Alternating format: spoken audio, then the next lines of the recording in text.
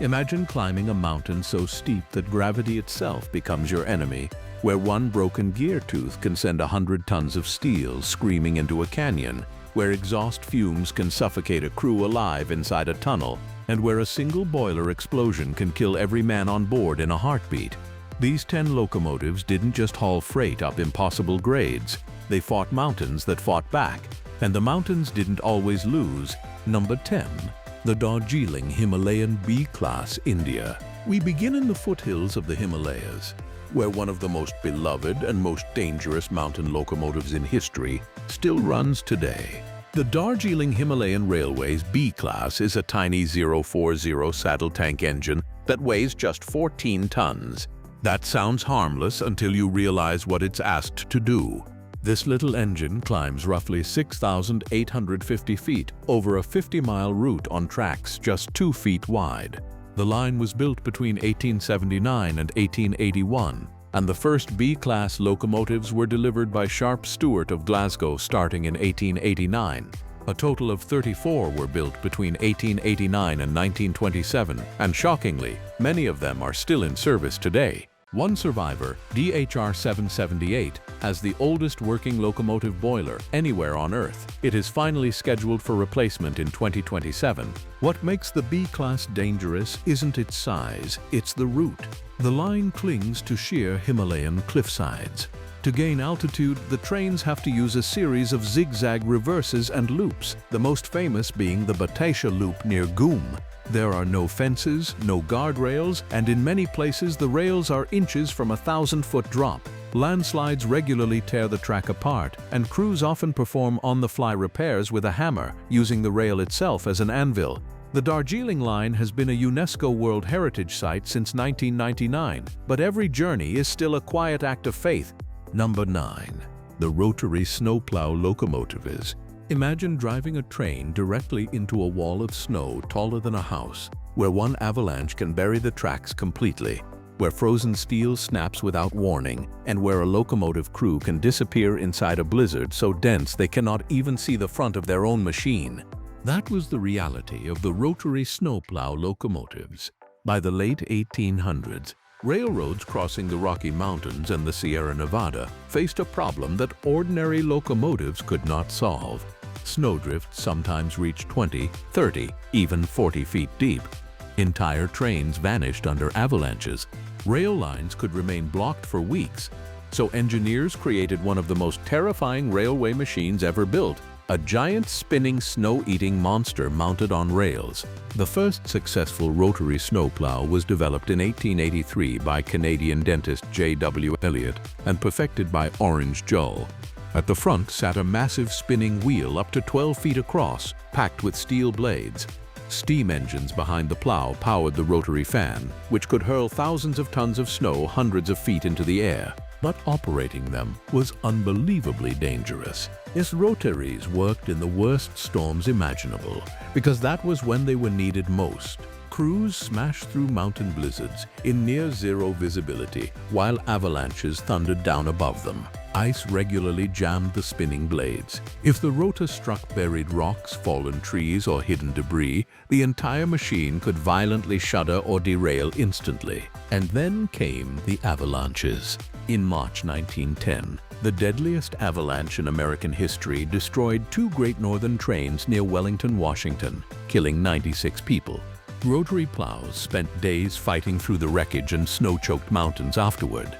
Similar disasters haunted railroads across the Rockies and Canadian Pacific routes for decades.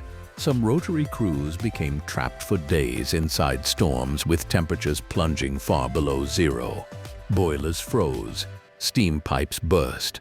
Men sometimes climbed outside during blizzards to chop ice away from moving machinery, while the rotary blades screamed just feet away. Even today, surviving rotary snowplows look less like locomotives and more like industrial weapons. And when old railroaders talked about the worst jobs in mountain railroading, many said the same thing. Nothing was more terrifying than riding point on a rotary in avalanche country. Number 8. The Mount Washington Cog Railway Engines, United States.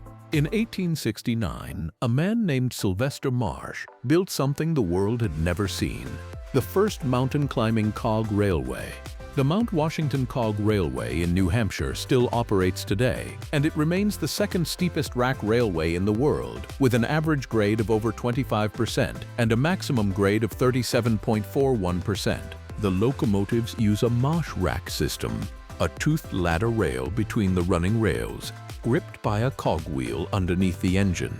Without that cog, the train would slide backward off the mountain in seconds, and that has happened. In September 1929, the very first cog railway locomotive, nicknamed Pilatus, had been brought out of retirement for a commemorative 60th anniversary trip up the mountain. During the planned descent from Jacob's Ladder, a tooth broke off a gear wheel. The friction brake couldn't stop the runaway. The crew jumped to save themselves. One person on the train, a photographer named Daniel Rossiter, was killed. The locomotive accelerated downhill until it derailed and was destroyed.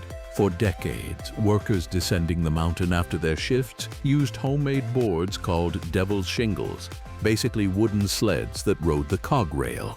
They were terrifyingly fast, and several workers died on them before they were finally banned in 1906. Number 7. The Andes Type 280, Peru. High in the Peruvian Andes runs the Ferrocarril Central Andino, until 2006 the highest railway in the world. The line was engineered by Polish exile Ernest Malinowski between 1870 and 1908. It crests at the Galera Tunnel at 4,781 meters above sea level, where the air holds only about half the oxygen of sea level. The locomotive that defined this route was the Andes type, an oil-fired 280 built by buyer Peacock and Company of Manchester. These engines had to climb from sea level at Callao to nearly 16,000 feet, navigating 69 tunnels, 58 bridges, and 6 switchback zigzags carved into sheer Andean cliffs. The dangers were stacked one on top of another. At those altitudes, crews suffered from soroche, high-altitude sickness, with crippling headaches, nausea, and disorientation while operating heavy machinery. The boilers themselves struggled because thin air meant poor combustion. The route is plagued by landslides, especially during the rainy season and El Niño events, and earthquakes regularly damage the bridges and tunnels. A single locomotive failure on one of the cliffside ledges, where the track is sometimes just feet from a vertical drop into a ravine, could end everything. Andes Type No. 206 is still preserved today, a survivor of one of the most punishing railways ever built. Number 6. The Shay geared locomotive, United States. In the 1870s, a Michigan logger named Ephraim Shay needed a locomotive that could do the impossible, climb logging grades of 8, 10, even 12% on tracks that were often little more than logs laid in the dirt. He patented his solution in 1881, and the Shay locomotive was born. The Shay looked completely wrong. Its boiler was offset to the left. 2 or 3 vertical cylinders sat on the right side, driving a long horizontal crankshaft that powered every single wheel through bevel gears. The whole machine looked lopsided and crude, but it worked. Lima Locomotive Works built thousands of them. The danger came from where they worked. Logging railroads ran through some of the wildest mountains in North America: the Appalachians, the Cascades, the Sierras. The track was temporary, often poorly graded, and frequently washed out. West Virginia alone had over 3,000 miles of logging railroad by 1911. A 1903 Class D Shay, built for the El Paso and Rock Island, ran 31 miles of winding curves and 6% grades from Alamogordo, New Mexico, to Cox Canyon. Derailments were constant. Boiler explosions killed crews. Runaways down loose mountain track were terrifyingly common. Logging itself was so deadly that one historian titled his book on Pacific Coast logging "More Deadly Than War," and the Shay was right at the center of that violent industry. Number 5. The Pilatus Cog Railway Engines, Switzerland. The Pilatus Bahn in Switzerland is the steepest rack railway in the world. It has held that record since it opened on 4 June 1889. The maximum gradient is 48%. Meaning the train climbs almost 1 meter vertically for every 2 meters horizontally. The average gradient is 35%. Engineers initially believed the line was impossible to build. Conventional Abt and Riggenbach rack systems were limited to grades of around 25%. Beyond that, the cogwheel would literally climb out of the rack and the locomotive would tumble backward down the mountain. Swiss engineer Eduard Locher solved the problem by inventing an entirely new rack system. Instead of teeth pointing upward, his rack had horizontal teeth on both sides of a central flat bar. Two horizontal pinions on the locomotive engaged the rack from each side, making it physically impossible for the cog to disengage. The original steam locomotives were tiny, just over 7 tons, and climbed the 4.6-kilometer route up to 2,073 meters in about 70 to 80 minutes. The line was electrified in 1937, and the fleet was completely modernized for the 2023 season. Remarkably, in more than 135 years of operation, the Pilatus Bahn has never had a fatal accident. But the design exists only because the alternative, derailment on a 48% grade, would be utterly unsurvivable. Number 4. The Southern Pacific Cab Forward, United States. By the late 1900s, the Southern Pacific Railroad had a problem that was literally killing people. To cross the Sierra Nevada over Donner Pass, trains had to pass through 39 tunnels and almost 40 miles of snow sheds. The cab of a standard steam locomotive sat at the back, right behind the smokestack. As the engine slowly climbed through enclosed snow sheds, exhaust gases pooled around the cab. Crews were being asphyxiated. The solution was radical. Southern Pacific worked with Baldwin Locomotive Works to build articulated mallet locomotives backward. The cab was placed at the front of the engine, with the smoke box and stack at the rear. Because the engines were oil-fired, the firemen could move to the front cab too. The first 15 of these MC2 Class 2882 cab forwards were delivered in early 1910. Eventually, 256 cab forwards were built across multiple classes between 1910 and 1944. But the design had its own deadly flaw. In 1941, a cab forward entered the tunnel at Santa Susana Pass near Los Angeles with a leaking cylinder cock. The grade caused the wheels to slip on the wet rails, the train slid backward, a coupler knuckle snapped, and the airline broke, triggering an emergency brake application that stalled the train inside the tunnel. Oil dripped onto the ties and ignited beneath the cab. The entire crew was killed. Only one cab forward survives today, number 4294, the last one ever built, preserved at the California State Railroad Museum in Sacramento. Number 3. The Union Pacific GTEL. Big blow, United States. Union Pacific needed something extraordinary to cross the Wasatch Mountains in Utah and the Sherman Hill Grade in Wyoming, which climbs to 8,247 feet. Their answer was insane. Even by railroad standards, they strapped a jet engine to a rail car. The gas turbine electric locomotives, or GTLs, were built by General Electric and ran from 1952 into the 1970s. The third-generation 8,500 horsepower turbines were the most powerful locomotives ever built in the United States. A single GTL delivered roughly 4 times the power of a standard diesel-electric, enough to haul a 5,000-ton train over the Wasatch Grades. The danger came from the turbine itself. The fuel burned at 1,400 degrees Fahrenheit in the combustion chambers. At full load, exhaust gases blasted from the stack at 150 miles per hour, at temperatures up to 850 degrees Fahrenheit. Birds flying through the superheated exhaust plume were incinerated mid-air, earning the locomotives the nickname bird cookers. The noise was so devastating, especially at the high-pitched whine of the turbines, that the GTLs were nicknamed Big Blows, and several cities along the route banned them outright. The exhaust was so hot it damaged structures along the right-of-way. Despite the chaos, each GTL ran at least 1 million miles before retirement. They remain the most powerful locomotives ever built in America. Number 2. The C&O Class H-8 Allegheny, United States.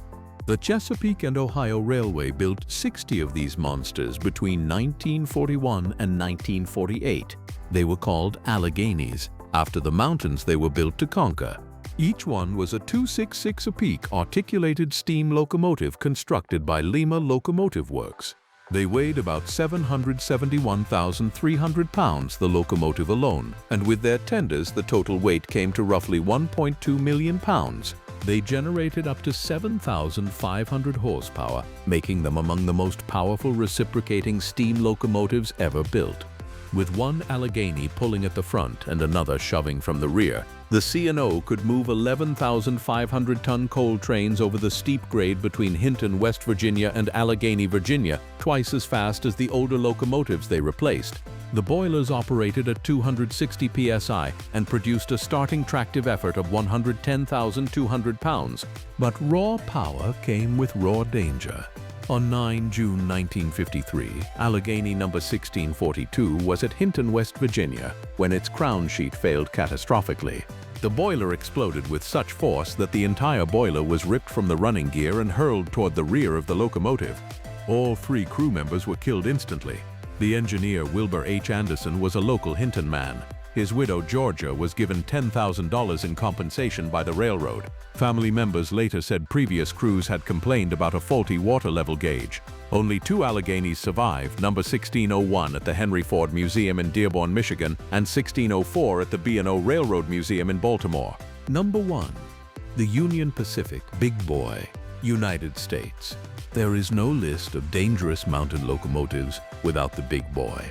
Built by ALCO between 1941 and 1944, the Union Pacific 4884 Big Boy was and remains the heaviest steam locomotive ever operated. With its tender, it weighs about 1,250,000 pounds, more than 3 Boeing 747-400s. It has the longest engine body of any reciprocating steam locomotive ever built, longer than 2 40-foot buses placed end to end. The Big Boy existed for one reason: to single-handedly haul a 3,600-ton freight train over the Wasatch Range east of Ogden, Utah, where the grade reaches 1.14%. Before the Big Boy, this required double heading and helper engines. 25 were built, numbered 4,000 through 4,024, and they were designed to maintain a sustained 60 miles per hour once past the mountain grades. The danger of the Big Boy was the danger of all simple articulated locomotives at scale, but multiplied. The front engine was hinged to swing into curves, and at speed this articulation could become unstable. The firebox alone was so enormous that 2 firemen working together could barely keep up with feeding it before mechanical stokers were installed. A crown sheet failure or boiler explosion on a Big Boy would have been apocalyptic in scale.